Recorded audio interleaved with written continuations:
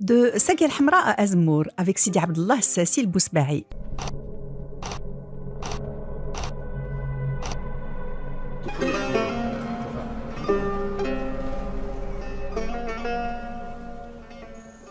C'est un moujahid et un ascète, partie prenante dans le combat contre l'occupation chrétienne qui faisait rage au XVIe siècle en différents endroits des littoraux atlantiques et méditerranéens.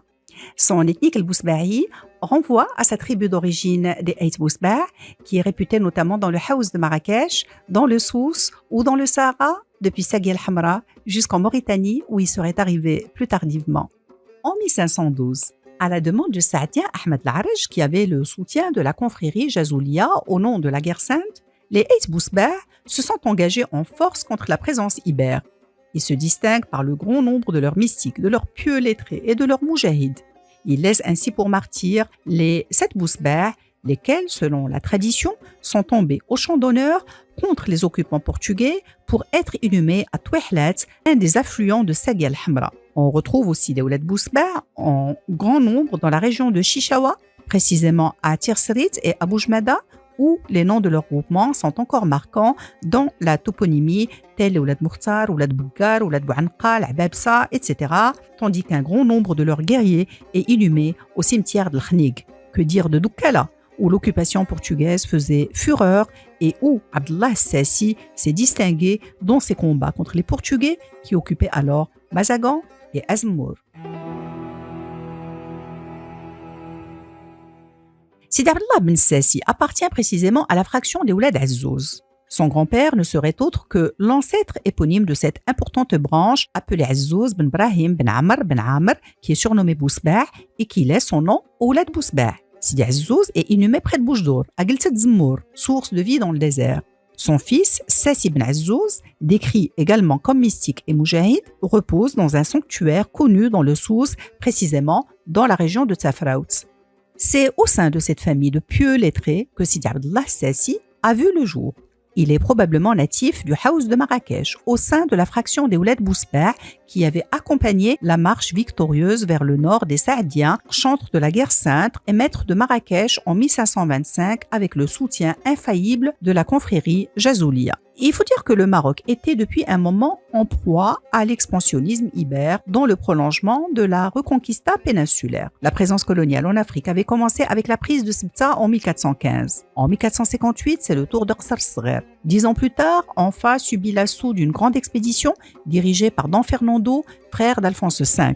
En août 1471, Acela est attaqué par une armée placée sous les ordres du roi de Portugal et de son fils. 1471 est aussi l'année de la prise de Tanger à l'aide de 2 colonnes. Depuis, c'est une succession de villes tombées les unes après les autres, tandis qu'en péninsule ibérique se rendait en 1492 le dernier bastion musulman qu'est la mythique Grenade avec le mouvement massif d'expulsion et de persécution. Alors que les Espagnols s'étendaient sur le littoral méditerranéen, les Portugais poursuivaient leur marche conquérante vers le sud avec les prises successives de Brija en 1502, construite 7 ans plus tard sous le nom de Mazagan, suivi de Mogador, de Safi, de Agouze, de Fonti, près d'Agadir, où ils fondent Santa Cruz de Cabo de Haguer. En 1513, après une tentative infructueuse opérée 5 années auparavant, Azmour est prise par le duc Jem de Bragance, neveu de Don Manuel, à l'aide de 500 caravelles, de 2000 cavaliers et de 13 000 fantassins, précipitant la capitulation et le dépeuplement de villes voisines comme Titnfetr et Gharbia. Qui dit occupation dit paiement de lourds tributs, razzia, esclavage, destruction de vestiges musulmans, exil des populations, dépeuplement, désurbanisation, perturbation des échanges traditionnels et des courants commerciaux. Rien que dans la région de Doukala, plusieurs agglomérations se sont totalement vidées de leurs habitants ou ont sombré dans l'oubli. On mesure alors la nature de cette réaction à la fois guerrière et mystique face à une occupation placée ouvertement sous le signe de la croisade. C'est ainsi que Sidi Abdallah Ben Azzouz, au même titre qu'un grand nombre de moujahidines, s'était orienté vers Doukala où Azmour, depuis son occupation, avait vu sa grande mosquée transformée en église sous l'invocation du Saint-Esprit.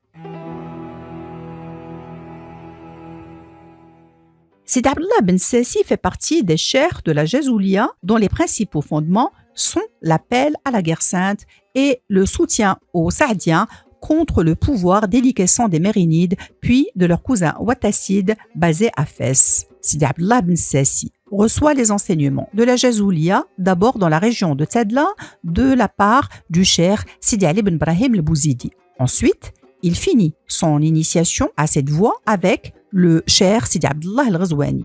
Lui-même a formé plusieurs adeptes qui allaient s'imposer comme des cheikhs de renom de la stature d'Aboul Mahassin Youssef al-Fassi, natif de Qasr el-Kibir, ou de Sidi Mohamed d'Ibou Abid Sharqi, maître de la Zawiya de Bjad.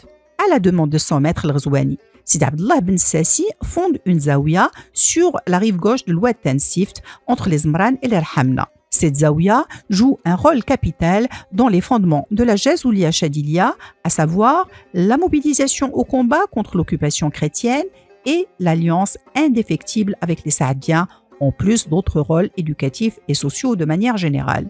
Nous avons tendance à ce propos à limiter le rôle de ceux qu'on présente comme des saints en les cantonnant dans une sphère liée strictement à l'adoration de Dieu et à l'ascèse en solitaire, oubliant leurs activités intenses sur le terrain. Plusieurs opérations avaient été menées en effet par ces mystiques animés par un souffle guerrier.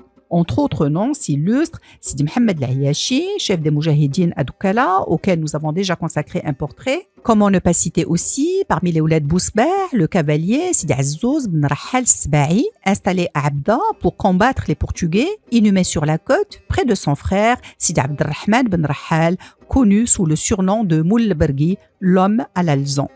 Évoquons aussi la mémoire du cousin de Sidi Abdallah Sassi, de son nom Ghanem Ben Amara, originaire de Saghi al-Hamra, établi à Doukala, où un moussem annuel est toujours organisé en son honneur au sein des Oulad Bouaziz. Les chroniques retiennent bien sûr le rôle joué par le cheikh Abdallah Sassi el-Bousbahi auprès de Abdallah el-Kouch, auquel certains récits ajoutent d'autres cheikhs comme Mohamed Kanoun, emprisonnés tous dans les geôles portugaises d'Azmour. C'est que, avec les harcèlements incessants des tribus et avec la défaite cuisante à Agadir en 1641 par les Saadiens, les Portugais, confinés dans l'insécurité de leurs fortifications, finissent par évacuer Safi et Azmour de leur population civile dans l'intention d'en faire des citadelles ne gardant sur la côte méridionale que Mazagan. L'historien Al-Oufrani rapporte, selon la traduction d'Octave Ouda, que dès la nouvelle de l'évacuation d'Azmour, je cite, une troupe de vaillants musulmans, parmi lesquels figuraient le cheikh Abou Abdallah Mohamed Ben Sassi et le cheikh Abou Mohamed Abdallah el-Kouch, pénétra en toute hâte dans la place d'Azmour afin de la garder en attendant que les musulmans eussent eu le temps de rassembler les troupes nécessaires pour terrasser des infidèles et sauvegarder cet œuf de l'islam, car on craignait un retour offensif de l'ennemi. Et les Portugais sont revenus en effet au mois de décembre 1542. Ils se sont emparés de tous les musulmans présents dans la place, y compris notre combattant Sidi Abdallah Ben Sassi. Ils n'ont pu recouvrer la liberté que moyennant rançon de 2200 ducats payés par le sultan saadien Ahmed Laraj au capitaine-major de la forteresse Luis de Loureiro. 10 ans à peu près après cet épisode, en 1552, 961 de l'Hégire, le cheikh Abdallah Sassi trouvait la mort dans sa zaouia située près de la capitale saadienne Marrakech, dans la rive de l'Oued Tansift, au sein d'Erhamna, venu également du Sahara. Les ramifications de la zaouia de Sidi Abdallah Sassi sont importantes dans différentes régions, notamment dans le Souss, où les enseignements de Jazouli étaient vivaces, ou à Doukala, chez les Oulad Bouaziz, notamment avec une zaouia connue sous le nom de Sidi el-Ghzouli. Par ce bref portrait, Sidi Abdallah Sassi, al-Azzouzi, al-Bousbahi vient nous rappeler la mobilisation des tribus sahariennes à l'appel de la guerre sainte, leur pérégrination et interpénétration plus au nord du royaume, de même que le rôle politique de ces cheikhs mystiques dépassant le cadre strictement religieux dans lequel certains se plaisent à les confiner.